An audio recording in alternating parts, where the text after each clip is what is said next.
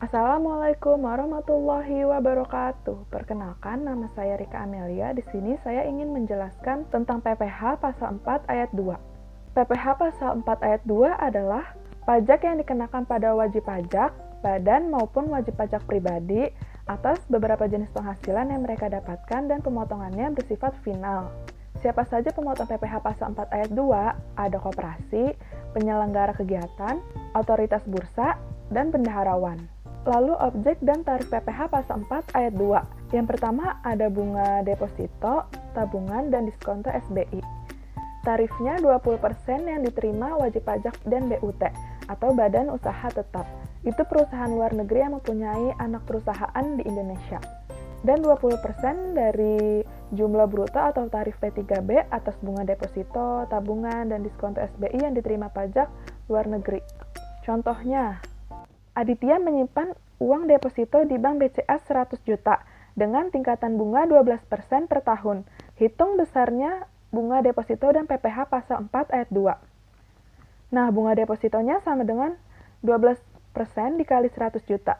Dibagi 12 karena setahun itu ada 12 bulan. Sama dengan 1 juta. PPh pasal 4 ayat 2-nya sama dengan 20% dikali 1 juta dari bunga yang deposito tadi, sama dengan 200.000. Karena dapat bunga deposito 1 juta, 200.000-nya yang harus dibayar ke Ditjen Pajak, jadi Aditya mendapatkan 800.000. Yang kedua, transaksi saham di Bursa Efek. Tarifnya itu 0,1% atau bukan saham sendiri. Ada 0,1% dari nilai transaksi ditambah 0,5% dari nilai pasar saham atau saham sendiri. Contohnya, Tuan Dilan menjual 1.000 lembar saham dengan harga 3.000 per lembar. Hitung besar PPh pasal 4 ayat 2-nya. PPh pasal 4 ayat 2 atas penjualan sahamnya sama dengan 0,1% dikali 3.000. Harga per lembar sahamnya itu. Dikali 100 lembar sama dengan 3.000. Yang ketiga ada bunga atau diskonto obligasi yang diperdagangkan di Bursa Efek. Ada bunga obligasi dengan kupon, ada diskonto obligasi dengan kupon, ada diskonto obligasi tanpa bunga, ada bunga atau diskonto dari obligasi yang diterima wajib pajak reksadana yang terdaftar pada BPPM Lembaga Keuangan. Contohnya lagi, PT Mino pada saat penerbitan perdana tanggal 1 Juli 2017 membeli 10 lembar obligasi dengan kupon seharga 9 juta per lembar. Nominal obligasinya 10 juta per lembar. Jangka waktu obligasi 5 tahun. Bunga sebesar 16% per tahun. Jatuh tempo bunganya tiap 30 Juni dan 31 Desember. Penerbitan perdana tercatat di BEI. Hitung besar bunga obligasi dan PPh pasal 4 ayat 2. Hitung bunganya dulu. Bunga sama dengan 6/12 karena dimulai dari bulan Juli. Dikali 16% dari yang bunga per tahun. Dikali 10 juta, itu yang nominal obligasinya. Dikali 10 lembar sama dengan 8 juta. PPh pasal 4 ayat 2-nya sama dengan 15% dikali 8 juta. 8 jutanya itu yang dari bunga. Sama dengan 1,2 juta. Yang keempat ada hadiah. Tarifnya 25% dari jumlah bruto hadiah undian. Contohnya, PT OKOC menyelenggarakan penarikan hadiah undian atas senilai 100 juta. Dalam penarikan tersebut, nama Budiman muncul sebagai pemenang. Berapa besar PPh pasal 4 ayat 2 atas hadiah undian tersebut? PPh pasal 4 ayat 2-nya sama dengan 25% dikali 100 juta, sama dengan 25 juta. Jadi Budiman mendapatkan 75 juta. Yang kelima ada sewa tanah atau bangunan. Tarifnya itu 10% dari jumlah bruto. Contohnya lagi, pada bulan Juli 2017, Raffi Moreno menyewakan rumahnya kepada Kinan Pali yang berprofesi sebagai pedagang kue sampai dengan Desember 2017, sebesar 110 juta yang dibayarkan pada tanggal 3 Juli 2017. Hitung besarnya PPh pasal 4 ayat 2 terkait transaksi sewa antara Raffi Moreno dan Kinan Pali. Jadi 10%-nya itu dari tarif dikali 110 juta, sama dengan 11 juta.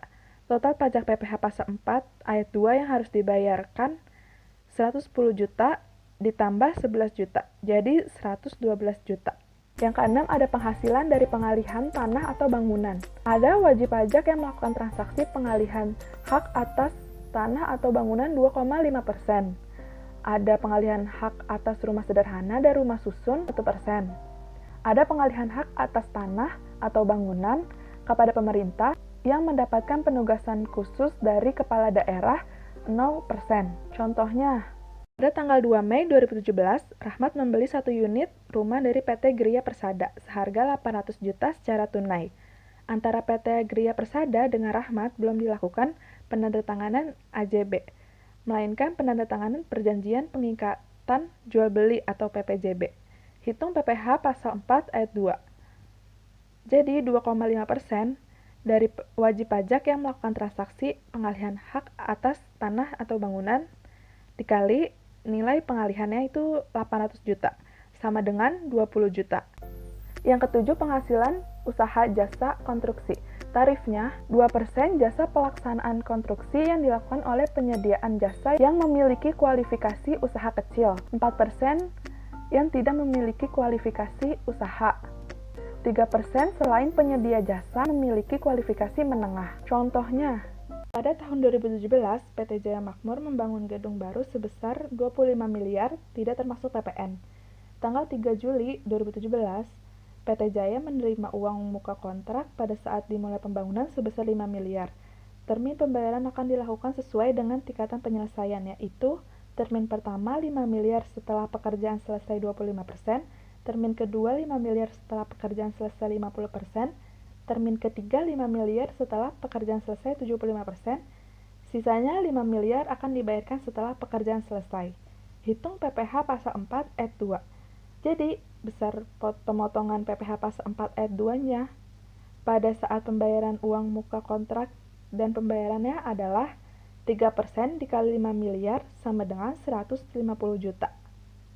Yang kedelapan, bunga simpanan yang dibayarkan koperasi kepada anggota koperasi orang pribadi. Tarifnya 240.000 per bulan, 0% dari jumlah penghasilan. Di atas 240.000 per bulan itu 10%. Contohnya, Koperasi Sumber Rezeki yang membagikan bunga simpanan koperasi kepada anggotanya yaitu Rosita. Berdasarkan data yang ada, Rosita mendapatkan bunga simpanan sebagai berikut. Januari 2017, 350.000 dan Februari 2017, 200.000. Berapa besar PPh pasal 4 ayat 2? Untuk bulan Januari 2017, 10%, karena penerimaannya lebih dari 240.000. Dikali 350.000, sama dengan 35.000. Untuk bulan Februari 2017, 0%, karena menerimanya tidak lebih dari 240.000. Dikali 350.000 sama dengan 0. Yang kedelapan, wajib pajak yang memiliki peredaran bruto atau omset sampai dengan 4,8 miliar dalam 1 tahun. Tarifnya itu 0,5% dari bruto atau omset.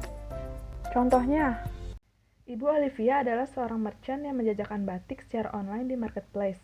Total omset tahun 2017 160 juta. Rinciannya adalah sebagai berikut. Januari omsetnya itu 15 juta dan seterusnya sampai Desember itu omsetnya 16 juta. Berapa besar PPh pasal 4 ayat 2? 0,5% dari peredaran bruto nih. Januari 15 juta dikali 0,5% sama dengan 75.000. Sampai seterusnya dikali 0,5%. Ditotalkan omsetnya 160 juta dan PPh pasal 4 ayat 2-nya 800.000. Jadi penghasilan Ibu Olivia 160 juta dan 800.000 yang harus dibayar ke Ditjen Pajak. Itu dia penjelasan tentang PPh pasal 4 ayat 2. Kurang lebihnya mohon maaf, semoga bermanfaat. Wassalamualaikum warahmatullahi wabarakatuh.